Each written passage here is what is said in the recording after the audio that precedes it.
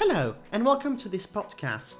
Today I'm trying out a new format, which would be apparently, according to my research, a first on podcast platforms. It's a trip report. Today's journey takes us from Liverpool Airport to Charles de Gaulle and Easyjet. Liverpool is a fairly small regional airport located just outside the city, which is one of the UK's most famous places, especially for football fans and Beatle fans. Speaking of the Beatles, there are references to their songs absolutely everywhere, from the Yellow Submarine in the entrance to a quote from Imagine by the late John Lennon on the roof of the terminal, "Above us, only sky." I find this very fitting for an airport. Most airlines that operate out of Liverpool are mostly low-cost carriers. Ryanair, Easyjet and Wizz Air. Their services are mostly to Ireland and favourite British holiday destinations like the Canaries. Lufthansa, a more traditional airline, also operates flights from Frankfurt on weekdays. After being dropped off at the main entrance, it was time to head to security.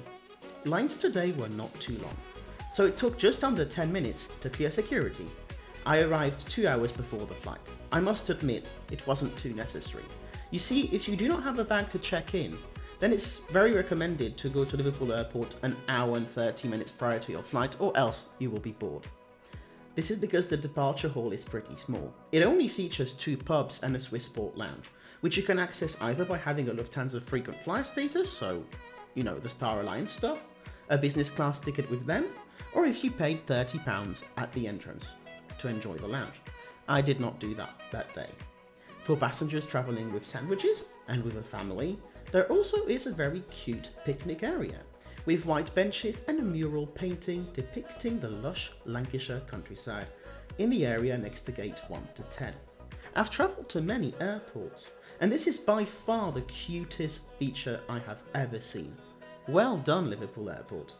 As I had quite some time to kill, I decided to do what all plane spotters do, which is walk around and have a look at the views. Now, if you're on a budget, and you are an aviation enthusiast, and you're feeling peckish, I recommend heading up the stairs to the Burger King restaurant. You will have absolutely unbeatable views on the action on the apron and the runway. And with a nice sandwich, this can always be really good.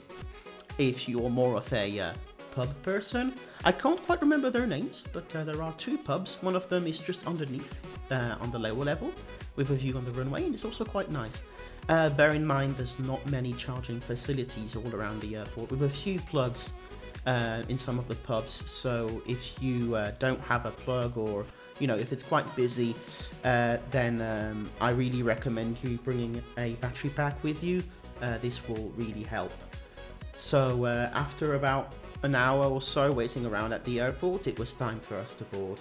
We boarded at gate 9, and the aircraft operating our flight today was Oscar Echo India November Alpha, a 5-year-old Airbus A320 with sharklets, one of Easyjet's last Airbuses in such a configuration before they switched to the Neo family, which is what they get delivered now. Like most of Easyjet's new aircraft, this aircraft is laid out in a 3-3 configuration with the newer seats, so the black and orange ones. They are not as comfortable as the older seats from the early 2000s, which can recline, but contrary to what most trip operators say, they're convenient enough. I mean, most Easyjet flights don't go above 3 hours, so for a short hop from England to Europe, it's convenient, and it does the trick. It's actually really comfortable. The only disadvantage is, of course, no recline. After about 20 minutes, the cabin crew closed the doors and we were ready for departure. That wasn't until they finished with the traditional briefing. Have a listen. As the tapes around your waist, click together and pull the strap to adjust. Do not inflate it inside the aircraft. When outside, inflate by pulling the toggle. If it fails to inflate or needs topping up, blow into the tube. With the briefing complete, we taxied towards the runway. I was hoping for the scenic departure out of Liverpool Airport, which is why I booked a window seat, but unfortunately the winds did not favour that, and we used the 09 end of the runway. The airplane landed up for the runway, and we were ready for takeoff.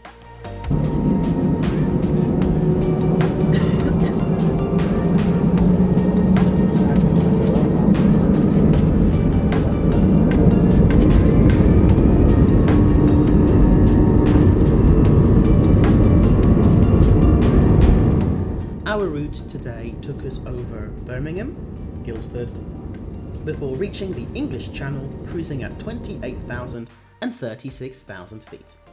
Easyjet being a low-cost carrier, they do not offer a complimentary service. Instead, you can select your foods and drinks in their buy-on-board magazine called Eat, Drink, Shop. It varies per season and per flight.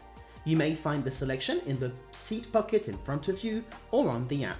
Please ask your crew if the products you're interested in buying are available during your trip. And after just 1 hour and 20 minutes, it was already time to descend.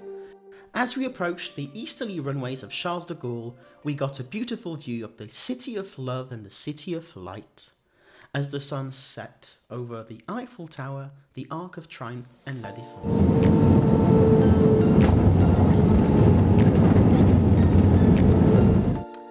We then taxied for around 15 minutes, which is typical of Charles de Gaulle and one of the biggest downsides, before reaching our gate at Terminal 2D. As we deplaned, let me give you my final thoughts on this flight. To me, Easyjet offers an adequate service, with comfortable seats and a friendly crew.